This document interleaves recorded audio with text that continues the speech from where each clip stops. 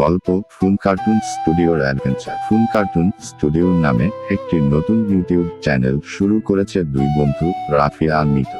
তাদের লক্ষ্য একদম অন্যরকম, মজার মজার গল্প আর কার্টুন অ্যাডভেঞ্চার বানিয়ে সবার মন জয় করা। দৃশ্য 1, পরিকল্পনার শুরু।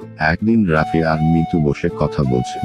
রাফি: শোনো মিতু, এতদিন ধরে আমরা কার্টুন বানানোর স্বপ্ন দেখছি, কিন্তু আজ পর্যন্ত কিছু করি। এইবার শুরু করা যাক। মিতু: ঠিক বলেছ, কিন্তু আমাদের একটা ভালো নাম দরকার। রাফি: আমাদের কার্টুন তো মজার হবে, তাই ফান বা ফুন কিছু দিয়ে নাম শুরু করা যাক। মিতু: ফুন কার্টুন স্টুডিও কেমন? রাফি: পারফেক্ট, এই নামেই সবাই আমাদের মনে রাখবে। দৃশ্য 2, প্রথম গল্পের আইডিয়া। দুই বন্ধু তাদের প্রথম গল্প বানানোর জন্য একটি মিটিং ডাকে। মিতু: গল্পটা কি নিয়ে হবে? কিছু নতুন করতে হবে। রাফি: একটা চরিত্র বানাই যে কিনা সব সময় মজা করতে চায়, কিন্তু তার সব পরিকল্পনা উল্টো হয়ে যায়।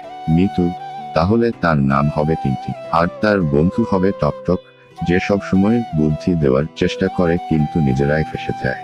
রাফি: দারুণ, তাহলে গল্পের নাম হবে টিনটিন আর টকটকের হাসির রাজ্য। দৃশ্য 3, অ্যানিমেশনের কাজ শুরু। রাফি চরিত্র আঁকা শুরু করে আর মিতু ব্যাকগ্রাউন্ড মিউজিক খুঁজে। রাফি: দেখ টিনটিনের কেমন লাগছে?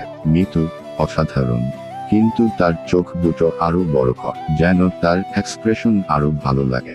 রাফি: ঠিক বলেছ। টকটকের জন্য তোমার কি পরামর্শ? মিতু: ওর একটা ব্যাগ থাকবে যেখানে সে অদ্ভুত জিনিসপত্র রাখে। রাফি: ওয়াও, এই চ্যানেল জমবে, দেখো। দৃশ্য 4, প্রথম ভিডিও রিলিজ। কয়েকদিনের মধ্যেই তাদের প্রথম ভিডিও রেডি হয়ে যায়। মিতু: সবাই রেডি, ভিডিও আপলোড করছে। রাফি: রেডি, প্রথম কমেন্ট পড়ার জন্য অপেক্ষা করছি। কিছুক্ষণ পরেই কমেন্ট 1, দারুণ মজার ভিডিও। আরেকটা চাই। কমেন্ট 2, টকটক আমার প্রিয় চরিত্র হয়ে গেছে। মিতু: দেখলে, আমরা শুরুতেই হিট হয়ে গেছি। রাফি: এই তো শুধু শুরু, ফুন কার্টুন স্টুডিও এগিয়ে যাবে অনেক দূর।